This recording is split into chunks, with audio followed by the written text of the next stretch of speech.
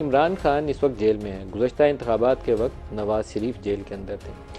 क्या ये तरीक़ाकार दुरुस्त है कि वज़ीर आज़म को जेल में बंद करके और नाअहल करके नवाज़ शरीफ को पिछले इंतखाबात से पहले लाइफ टाइम डिस्क्वालिफिकेशन भी सुप्रीम कोर्ट ने दे दी है, वो भी एक पेंडिंग मामला भी हल होना है। अभी इमरान खान को 5 साल की नाअहली मिली और वो जेल के अंदर है।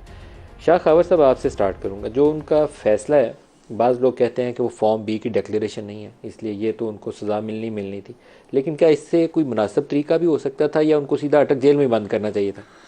देखिए, मैं आपको बताऊं कि हर चीज़ का मैं समझता हूं कि ये टोटली कानूनी और मेरिट बेस्ड नहीं होती है केसेस। ये जैसे मियां नवाज शरीफ साहब को भी नॉन सीट किया गया था या उनको डिस्क्वालीफाई किया गया था, वो भी कोई मेरिट्स पे नहीं था, पॉलिटिकल डिसीजन था और कहीं से हुआ था डिसीजन। आप कहते हैं कि वो सियासी फैसला था और कहीं और से किया गया था। और मैं आपको ये भी बताऊं, बड़े बरमला अंदाज में कहूं कि ये भी रिटन ऑन द वॉल था। देखिए, ये पॉलिटिकल पार्टी, ये जो एक्ट है 2017। सर, आपकी मैं टर्म की वजाहत चाहूंगा। नवाज शरीफ का केस आपने कहा कि फैसला कहीं से और से किया गया था। देखिए, हम क्यों इस पे इमरान खान का, लेकिन आप कह रहे हैं राइटिंग ऑन दी वॉल था। क्या ये भी कहीं और से राइटिंग ऑन दी वॉल था? नहीं, मतलब कि ये होना था।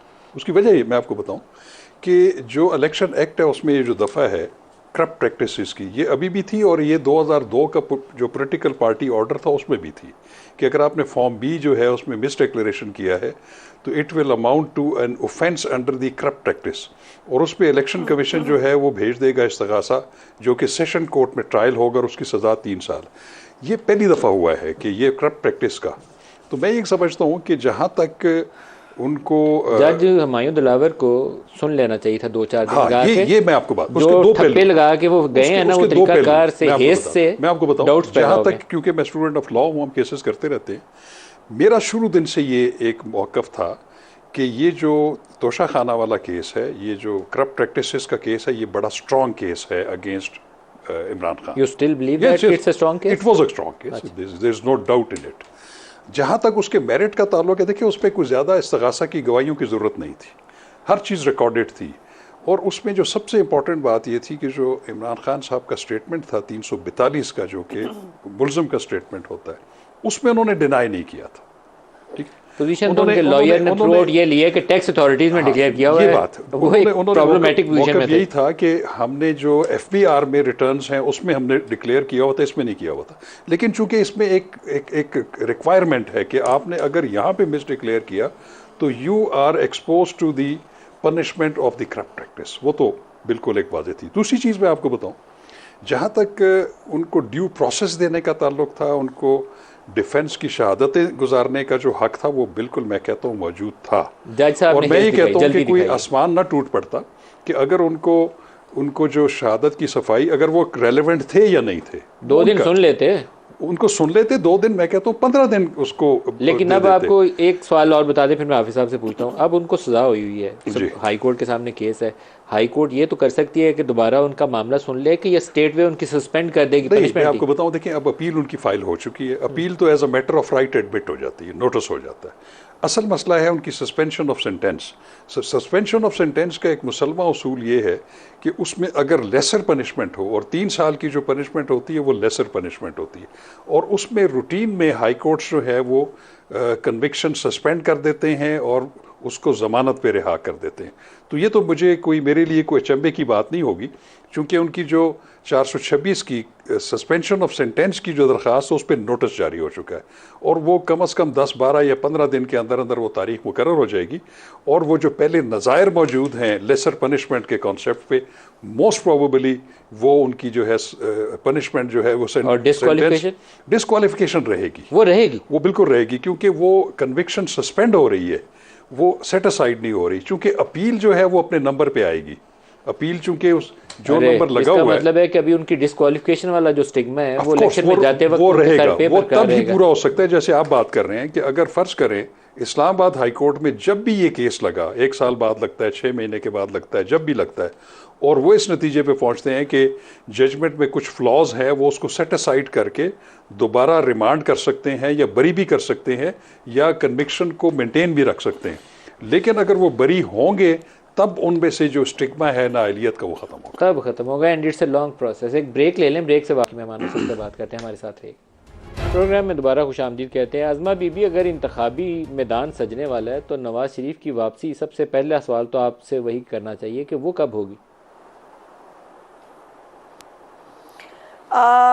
कुछ दिनों की बात है जी, और मैं तो अभी मतलब कोई डेट तो नहीं अनाउंस ना हुई है ना मैं कर सकती हूँ, लेकिन ये बात मैं बहुत वसूख से और यकीन से कह सकती हूँ कि उनकी वापसी अब कुछ दिनों की बात है। बहुत सारे लोग पहले क्यासराई करते थे कि 14 अगस्त को वो यहाँ होंगे, अब लोग कहते हैं कि नहीं, सितंबर में होंगे, और इंतखाबात अगर मार्च तक जाने हैं तो फिर मेरा नहीं ख्याल है कि वो जल्दी आएंगे, फिर वो इंतज़ार करके आएंगे। नहीं, ऐसा नहीं, ऐसा नहीं है, और वो कतई तौर पर एक भी दिन इंतज़ार करने के लिए तैयार नहीं है, लेकिन जो ज़ाहिर है उनको किस वक्त किस मौके पर, और फिर ये है कि हम तो खैर उनकी तैयारी एज ए तंजीमी तौर पर हम उनके आने की तैयारियां तो कर ही रहे थे, लेकिन जो है ये हुकूमत ख़त्म होने के बाद जो प्रेसिडेंट है हमारी पार्टी के शहबाज शरीफ साहब भी, वो भी पूरी उनकी जो कैबिनेट है वो भी जो है वो इसके साथ हमारे साथ शामिल होगी। मरीम नवाज शरीफ साहिबा ऑलरेडी जो है वो उनके इस्तकबाल की तैयारियों को जो है वो हतमी शक्ल दे रही हैं। सो ये अनाउंसमेंट बाकी है, बाकी हम अपना काम कर रहे हैं जी। आज हम देख रहे थे आप खड़ी थी मरियम के साथ, और वो कुछ कप्स थे, कुछ बैजेस थे, तो ये क्या उसी सिलसिले की तैयारी है कि आपने उनको वेलकम करना है लाहौर के हवाई अड्डे पे?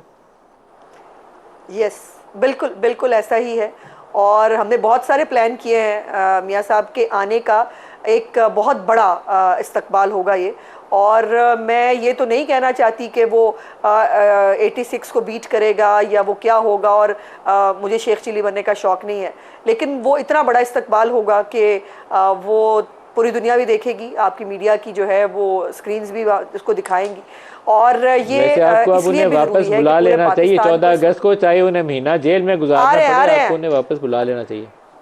वो नहीं, वो कौन सा जेल से पहले होके नहीं गए मलिक साहब, उन्होंने डे टू डे हेयरिंग्स भुगती हुई हैं, उनके ऊपर मॉनिटरिंग जज लगा हुआ था, और अभी जो आप मौजना कर रहे थे मियाँ साहब का और इमरान खान के केस का, कतई तौर पर नामुनासिब तकाबली जायज़ा है। मियाँ साहब को बेटे से तनख्वाह ना लेने के लिए एसेट की डेफिनेशन जो है वो ब्लैक्स लॉ डिक्शनरी से निकालनी पड़ी थी।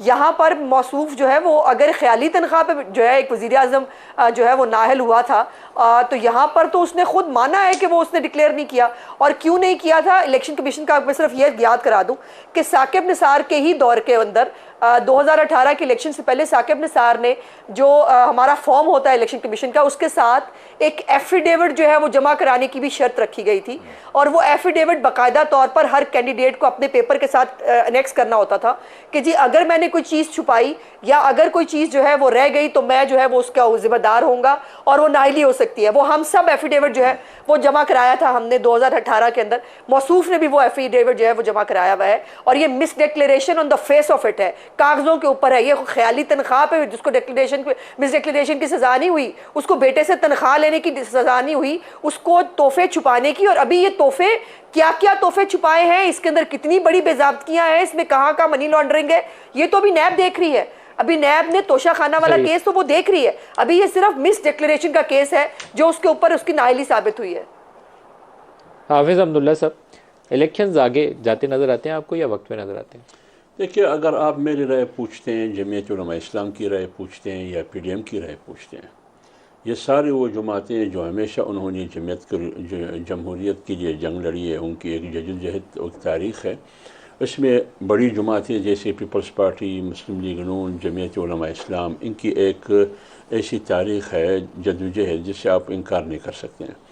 हम तो ये चाहते हैं कि आइन ने जो वक्त हमें दिया है उस तकाज़े के मुताबिक 90 दिन के अंदर हो या 60 के, अभी तो 90 की बात है, तो उसी के अंदर हो। अगर फ़र्ज़ करे सेंसिस मरदमशुमारी की एक जुज़िया सामने आया, अगर इस सिलसिले में 1, 1.5, 2 महीने ताख़ीर होती है तो कोई परवाह नहीं, 4 माह होगी, 4 माह, लेकिन उसके बाद कम से कम, बल्कि ये ज़रूरी है, ये लाजमी है कि इंतखाबात अपने वक्त पर होनी चाहिए।